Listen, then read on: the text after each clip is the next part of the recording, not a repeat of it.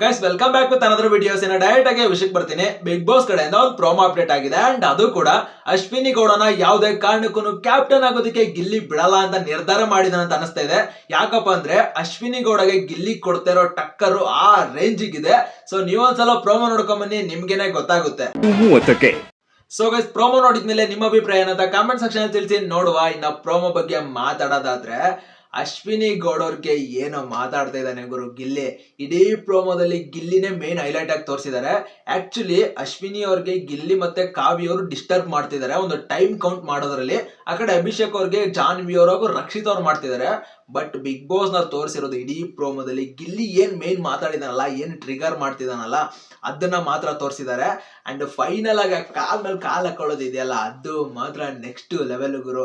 ಈ ರೇಂಜಿಗೂ ಅಂದ್ರೆ ಉರ್ಸ್ಬೋದು, ಈ ರೇಂಜಿಗೂ ಒಂದು ಕಾಟ ಕೊಡ್ಬೋದು ಅಂದ್ರೆ ಅದನ್ನ ಗಿಲ್ಲಿ ನೋಡೇ ಕಲಿಬೇಕು. ಬರೀ ಮಾತಲ್ಲೇ ಇಷ್ಟು ದಿನ ಏನ್ ಅನ್ಕೊಂಡಿದ್ರು, ಒಬ್ಬ ಕಾಮಿಡಿ ಪೀಸ್, ಕಾಮಿಡಿ ಮಾತ್ರನೇ ಮಾಡಕ್ ಬರುತ್ತೆ. ಬಟ್ ಒಬ್ಬ ಕಾಮಿಡಿಯನ್ಗೆ ಸಿಟ್ಟು ಬಂದ್ರೆ ಯಾವ ರೇಂಜ್ ಅಲ್ಲಿ ಇರುತ್ತೆ, ಒಬ್ಬ ಪೇಷನ್ಸ್ ಇರೋ ಮನುಷ್ಯ ಒಂದು ಉರ್ಸೋದಕ್ಕೆ ಶುರು ಮಾಡಿದ್ರೆ ಯಾವ ರೇಂಜಿಗೆ ಉರ್ಸ್ಬೋದು, ಯಾವ ರೇಂಜಿಗೆ ಮಾತಾಡ್ಬೋದು ಅಂತ ಗಿಲ್ಲಿನ ನೋಡಿನೇ ಕಲಿಬೇಕು. ಸೊ ಈಗ ಒಂದು ಕಾಮಿಡಿ ಅಂದ್ರೆ ಕಾಮಿಡಿ ಮಾಡ್ತಾ ಇರ್ತಾನೆ, ಬಟ್ ಅವ್ರನ್ನ ಸೀರಿಯಸ್ ಆಗಿ ತಗೊಳ್ಳೋದಿಲ್ಲ.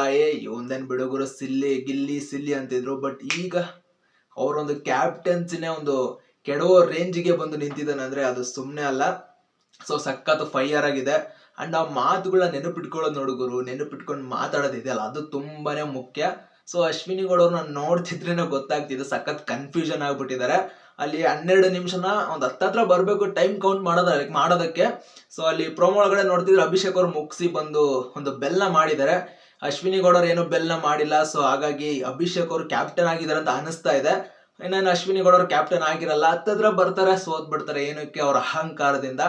ಸೊ ನಿಮ್ಗೆ ಏನ್ ಅನಿಸ್ತಾ ಇದೆ ಮತ್ತೆ ಕಾಮೆಂಟ್ ಸೆಕ್ಷನ್ ತಿಳಿಸಿ. ನನ್ಗಂತೂ ಸಖತ್ ಖುಷಿ ಆಗ್ತಿದೆ ಗಿಲ್ಲಿ ಮಾತಾಡಿರೋದು ನೋಡಿ. ಹಂಗಿನ ನನ್ನ ಒಂದು ಯೂಟ್ಯೂಬ್ ಚಾನಲ್ ಯಾರೆಲ್ಲ ಸಬ್ಸ್ಕ್ರೈಬ್ ಆಗಿಲ್ವೋ ದಯವಿಟ್ಟು ಇವಾಗಲೇ ಸಬ್ಸ್ಕ್ರೈಬ್ ಮಾಡ್ಕೊಳ್ಳಿ. ಹಂಗೆ ಈ ಒಂದು ವಿಡಿಯೋಗೆ ಲೈಕ್ ಮಾಡಿ. ಮತ್ತೆ ಮುಂದೆ ನೋಡಿದಲ್ಲಿ ಸಿಗೋಣ ಗಾಯ್ಸ್, ಬಾಯ್.